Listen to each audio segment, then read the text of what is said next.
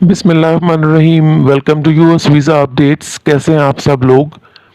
उम्मीद है कि सब खैरियत से होंगे। आज मैंने सोचा कि एक वीडियो बनाता हूँ उन सवालात के मुतालिक जो अक्सर लोग पूछते हैं और करते हैं। पहला सवाल है, मैंने पश्तो ट्रांसलेटर लिया इसलिए मेरा वीज़ा नहीं लग रहा। अक्सर लोग ये समझते हैं कि ट्रांसलेटर लेने से उनका वीज़े में मसला आ जाएगा, उनका वीज़ा नहीं लगेगा, जबकि ऐसा कुछ नहीं होता। मुझे एक पर्सन की ईमेल आई कि मेरा वीज़ा तो अप्रूव हो गया है, मगर मेरा स्टेटस चेंज होने को नहीं आ रहा।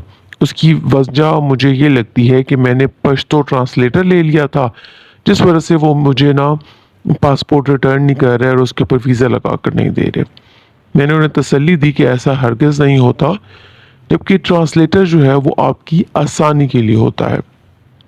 इसलिए आपको दिया जाता है कि आप आसानी के साथ अपने कौंसलर ऑफिसर से कम्युनिकेट कर सकें, उनसे बातचीत कर सकें। और अगर उन्होंने आपका वीज़ा रिजेक्ट करना होता तो वो उसी वक्त ही आपको पासपोर्ट रिटर्न कर देते। जब उन्होंने आपको कह दिया है कि वीज़ा लग चुका है तो थोड़ी तसल्ली रखिए, स्टेटस भी आपका चेंज हो जाएगा। और फिर उनका स्टेटस चेंज हुआ, उनका वीज़ा लग गया और उनको तसल्ली हो गई। और हाँ, उन्होंने मुझे ये ज़रूर कहा था कि मेरे मेरे बारे में एक वीडियो बना दीजिएगा। तो काफ़ी टाइम बाद मैं बना रहा हूँ, मगर चलें, उनका टॉपिक डिस्कस हो गया। अच्छा, एक और सवाल है कि स्टूडेंट वीज़ा वालों के लिए ट्रांसलेटर, अगर स्टूडेंट वीज़ा वाले ट्रांसलेटर नहीं लेते तो उनसे बहुत मुश्किल इंग्लिश में और तेज़ी से सवाल किया जाता है ताकि उनको रिजेक्ट कर दिया जाए। तो इसका जवाब भी ये है कि जी नहीं, ऐसा हरगिज़ नहीं होता। ठीक है, स्टूडेंट वीज़ा वालों को ये एडवाइस की जाती है कि वो ट्रांसलेटर मत लें। उसकी वजह ये है कि वो बाहर जा रहे हैं, वो पढ़ने जा रहे हैं, तो सर्टेनली उन लोगों को इंग्लिश आनी चाहिए, जिसके ज़रिए से वो किसी और के साथ कम्युनिकेट कर सकें, वहाँ पे अपनी स्टडी जो है वो कंटिन्यू कर सकें। तो ये मोस्ट प्रेफरेबल है कि वो लोग ट्रांसलेटर मत लें। इम्प्रेशन भी उससे उनका अच्छा आएगा। और दूसरी बात, वो अपने जहन में ये बात ज़रूर रख के जाएं, और क्लियर है ये बात बिल्कुल, कि काउंसलर ऑफिसर कभी भी तेज़ी से आपसे सवाल नहीं करता। वो बहुत आराम से, बहुत धीरे से आपसे सवाल करता है। इवन आप किसी और कैटेगरी में की भी अगर बात की जाए कि वो ट्रांसलेटर ले भी लेते हैं ना, तो भी वो इतने स्लो इंग्लिश में और इतने आहिस्ता बात करते हैं कि आपको एक एक बात जो है उनकी क्लियर हो जाती है।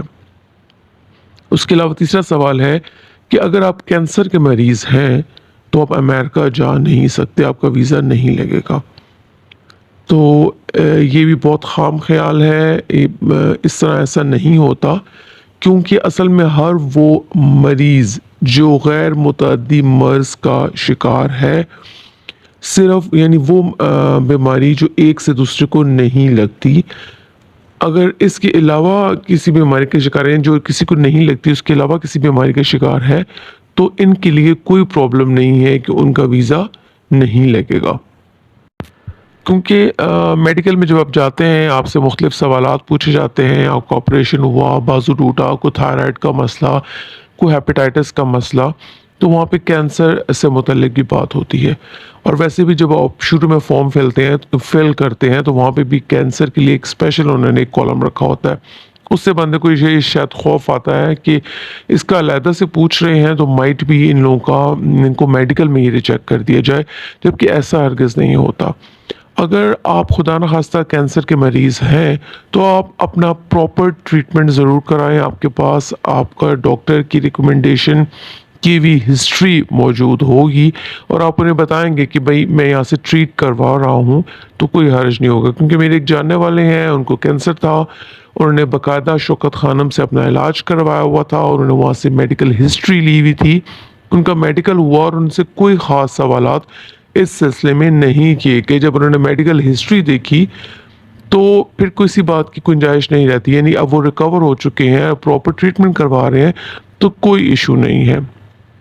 लिहाजा उनका मेडिकल भी ना सिर्फ अप्रूव हुआ, बल्कि इवन जब उनका इंटरव्यू हुआ तो उनसे तो इसके मुतालिक एक सवाल भी पूछा नहीं गया और आराम से उनका वीज़ा अप्रूव हो गया, लग गया।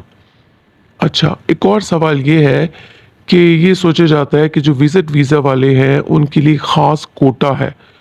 एक उस दिन के लिहाज से वो कोटा है, और अगर वो कोटा उस दिन में ख़त्म हो गया तो बाकी जितने लोग भी उस दिन के लिए वीज़े के लिए आए हैं तो उनका वीज़ा नहीं लगेगा।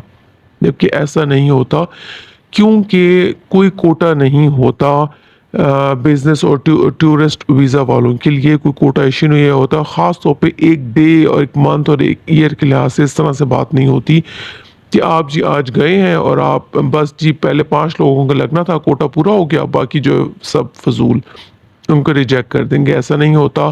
जबकि जो जो कैटेगरी होती है, अगर आप उस कैटेगरी में फ़ॉलो करते हैं, उसके मुताबिक आते हैं तो आपका वीज़ा हर हाल में लगेगा। एक और बात ये सोची जाती है कि वीज़ा का लगना डिपेंड करता है सारा का सारा कौंसलर ऑफिसर के मूड पे। अब उनका मूड अच्छा है और आपकी किस्मत अच्छी है तो आपका वीज़ा लग गया। बिलाशुबा किस्मत मैटर करती है, मगर मूड की तो बात ही नहीं है, क्योंकि डिसीजन कौंसलर ऑफिसर जो भी लेता है, चाहे उसका जैसा भी मूड होगा, जितनी भी परेशानी में है, जिस बात पे भी होगा, वो जो डिसीजन लेगा वो सारा का सारा बेस करेगा उन स्टैंडर्ड पे, उन रूल्स पे, और जो लागू होते हैं, जिनको देखकर वो उनको जज करता है, उन सारे बेस पर ही उनका वीज़ा लगाया जाता है। बिल्कुल नहीं है कि कौंसलर ऑफिसर का मूड नहीं है तो आपका वीज़ा नहीं लगेगा, ऐसा हरगिज़ भी नहीं होता। और एक और बड़ा एक आम सा सवाल है कि सिर्फ अमीर लोगों का विज़िट वीज़ा लगता है, बाकी लोगों का विज़िट वीज़ा नहीं लगता। वो अमीर होते हैं, अपना पैसा दिखाते हैं और बस जी उनका वीज़ा लग जाता है। जबकि ऐसा भी हरगिज़ नहीं है, क्योंकि फिर वही बात आ जाती है कि कौंसलर ऑफिसर आपको देखता है, जज करता है, आपको एवेल्युएट करता है आपकी वीज़ा एप्लीकेशन के ऊपर, आपकी ट्रिप के पर्पस के ऊपर, और इसके अलावा ये देखता है कि आपकी आपके मुल्क के साथ कितनी मोहब्बत है, क्योंकि उन्होंने ये देखना हो ज़रूर होता है कि विज़िट वीज़ा वाले वहाँ जाके परमानेंटली रहना ना शुरू कर दे।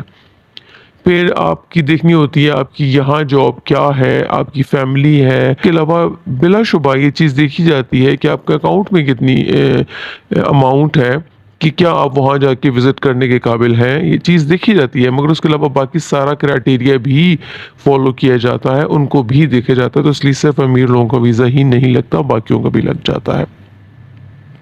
और विजिटर वीज़ा के लिए एक और बात कही जाती है, एक और सवाल है कि 6 माह के अंदर जो है वो विजिटर वीज़ा वाले अगर नहीं गए ना तो उनका वीज़ा कैंसिल हो जाएगा। जबकि ये विजिटर वीज़ा के लिए बिल्कुल भी लागू नहीं आता। विजिटर वीज़ा वालों के लिए ऐसा कुछ भी नहीं है। जब तक उनका विजिटर वीज़ा चल रहा होता है, उनका जो है वो वीज़ा जो है वो एक्सपायर नहीं होता, और वो वो बाहर जा सकते हैं। जब तक उनका वीज़ा है वो जा सकते हैं। अच्छा, एक और बड़ा अहम सवाल है जो आमतौर पे सोचा जाता है कि अगर आप ईरान चले गए तो आपको यूएस का वीज़ा तो बिल्कुल भी नहीं मिलने वाला, क्योंकि अमूमन ये सोचा जाता है कि अगर आप ईरान का एक दफ़ा विज़िट करके आए हैं तो अमेरिका आपको इसलिए रिजेक्ट कर देगा कि वो ईरानियंस को पसंद नहीं करते और उनके रिलेशनशिप जो हैं वो ईरान के साथ इतने अच्छे नहीं हैं। इस वजह से, मगर असल में ऐसा कुछ भी नहीं है, ये भी एक मिथ ही है। क्योंकि कौंसलर ऑफिसर आपसे क्वेश्चन ज़रूर करता है कि आप कौन कौन से मुल्क गए, तो आप उनको सही बताएं कि आप जहाँ भी गए, ईरान गए, इराक गए, सऊदी अरब गए, किसी भी मुस्लिम कंट्री गए, कहीं भी गए, आप उनसे झूठ मत बोलें। उनके पास भी एक डाटा मौजूद होता है। तो मैंने जो इंटरव्यू आप लोगों के साथ अभी प्रीवियसली शेयर किया है वो भी ईरान, इराक और सऊदीया से हो के आए हुए थे। उनसे भी सवाल पूछा गया कि आप कहाँ गए हैं, इससे पहले किसी मुल्क गए हैं, तो उन्होंने बताया कि भाई मैं ईरान गया हूँ, इराक गया हूँ, सऊदीया गया हूँ। तो उन्होंने पूछा क्यों गए हैं, तो उन्होंने कहा कि भाई वो हमारी होली प्लेसेस हैं, so we have to go. तो कोई मसला नहीं हुआ, कोई आर्ग्यू नहीं हुआ और उनका वीज़ा अप्रूव हो गया। आप जानते हैं, यानी ईरान जाना कोई मेन इशू नहीं है। कुछ थोड़े बहुत के सवालात थे जो कि आम जहन में आते रहते हैं और लोग सोचते हैं, तो मैंने कहा कि क्यों ना इनको डिस्कस कर दूं। और इसके अलावा मैं जल्द ही बाकी भी डिमांड्स इंशाल्लाह ताला पूरी करने की कोशिश करूंगा। अपना और अपने घर वालों का ख्याल रखिएगा। इजाज़त दीजिए। खुदा हाफिज़।